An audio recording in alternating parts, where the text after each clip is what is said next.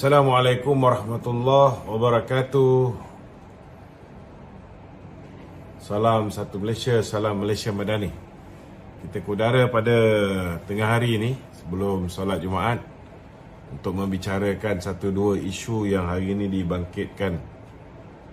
Dan hari ini saudara, saya nak mengulas kenyataan yang dikeluarkan oleh Datuk Seri Ahmad Zahid Hamidi yang meminta supaya tindakan kumpulan tertentu kumpulan kecil je sebenarnya ni tuan-tuan yang menyerang dasar kerajaan ini sewajarnya dibendung tuan-tuan.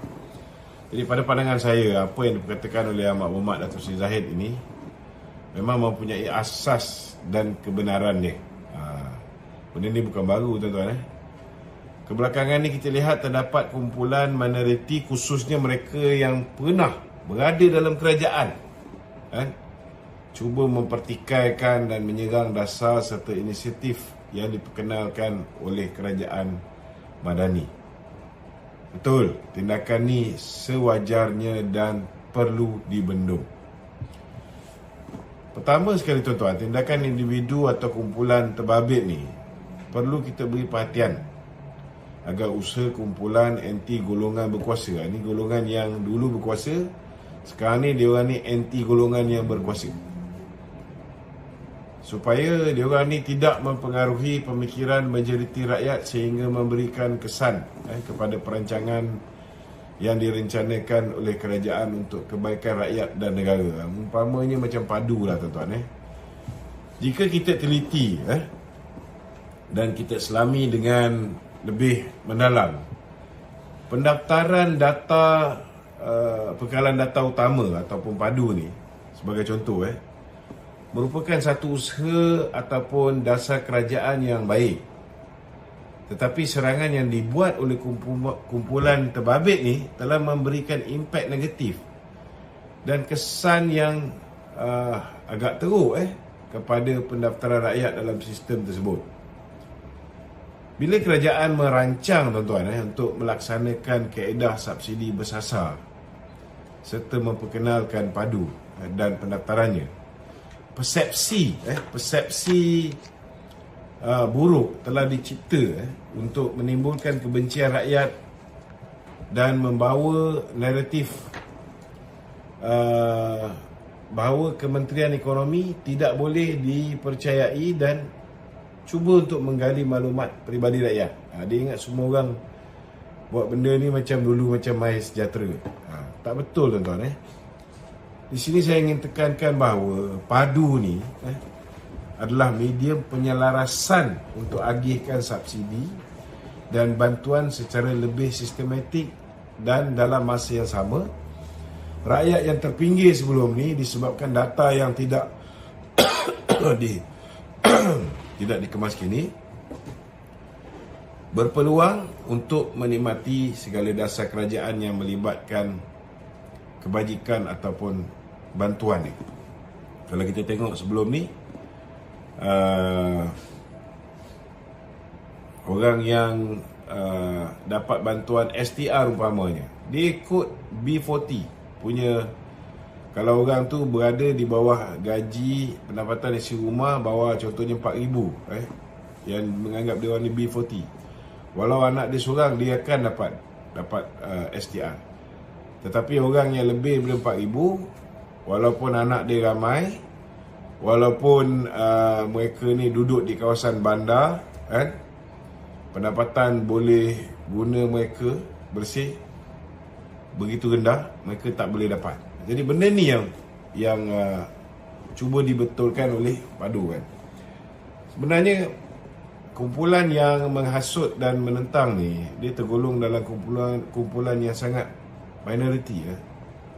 Boleh saya katakanlah lebih kurang dalam tak lebih 20-22% daripada kumpulan anti golongan berkuasa yang sentiasa menentang apa saja benda baik ke tak baik ke yang kerajaan buat, diorang tetap akan tentang. Selepas usaha tebuk atap ni tak berjaya, ini je cara untuk memberikan imej buruk kepada kerajaan dengan mengkritik polisi-polisi yang dibuat oleh kerajaan. Dalam hal ni, saya berpandangan semua pihak dalam kerajaan, semua parti komponen dalam kerajaan dan agensi kerajaan serta JLC perlu bergerak seiring bagi memastikan usaha kumpulan minoriti ini dapat dibendung, kerana jika tidak, perancangan memajukan negara akan terbantut, tuan-tuan. Dulu bila time mereka berkuasa, satu Malaysia didaruratkan demi kepentingan mereka untuk kekalkan Muhyiddin sebagai Perdana Menteri dan mereka ni kekal sebagai menteri. Tak ada pula puak-puak ni bersuara. Bila rakyat tak boleh cari makan secara sempurna, rakyat sampai ke tahap bunuh diri, pinjam sana, pinjam sini, tak pernah pun kita dengar mereka ni mengatakan bahawa rakyat terkesan rakyat hari ini menderita dan sebagainya. Tapi hari ini, walaupun keadaan jauh lebih baik berbanding dengan zaman Muhyiddin, macam-macam mereka perkatakan.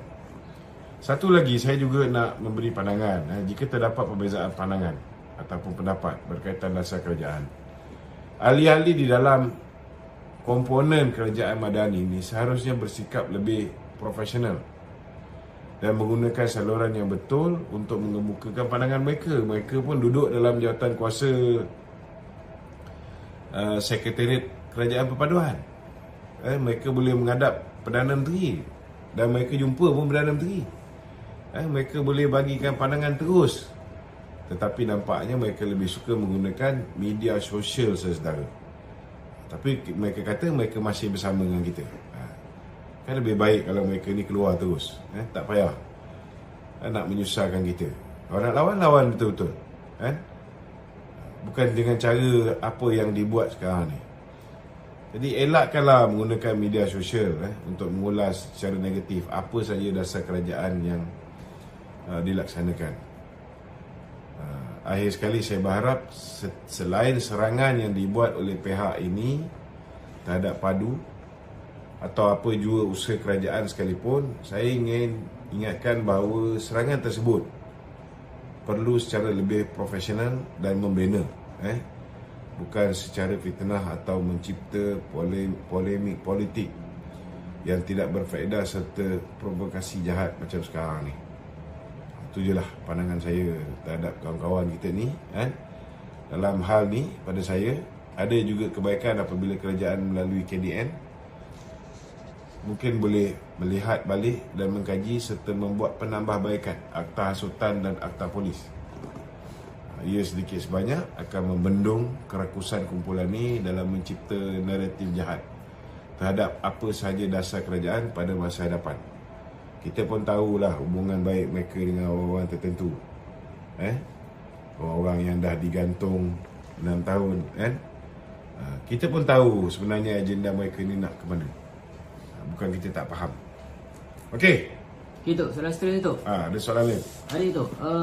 Wan G dakwa Datuk Seri Najib mendapat layanan sangat istimewa di dalam penjara. Apa komen, Tok?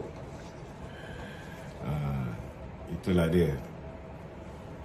Saya nak kata sebenarnya Wan G ni sebenarnya dia tak dapat layanan istimewa lah. Sebab walaupun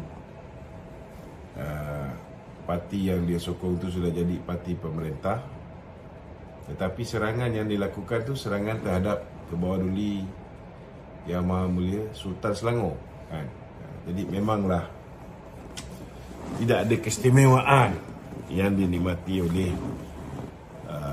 Wan G. Tak macam contohnya macam Lim Guat Eng dulu ada keistimewaan kan. Kes dia tu dapat digugurkan. Jadi kes Wan G tak dapat digugurkan.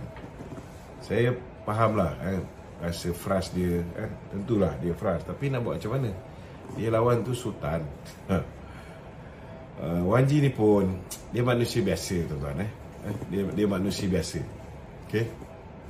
Macam kita juga. Ada pandangan dia, ada ideologi dia. Kalau tengok ideologi dia yang dia coret-coret. Wan G ni dulu pegawai Lim Guat Eng. Dia coret, yang dia coret dekat apa ni, whiteboard dalam tempoh 30 tahun nak hapuskan Raja-Raja Melayu. Itu pandangan dia. Kita tetap akan pertahankan Raja-Raja Melayu kan.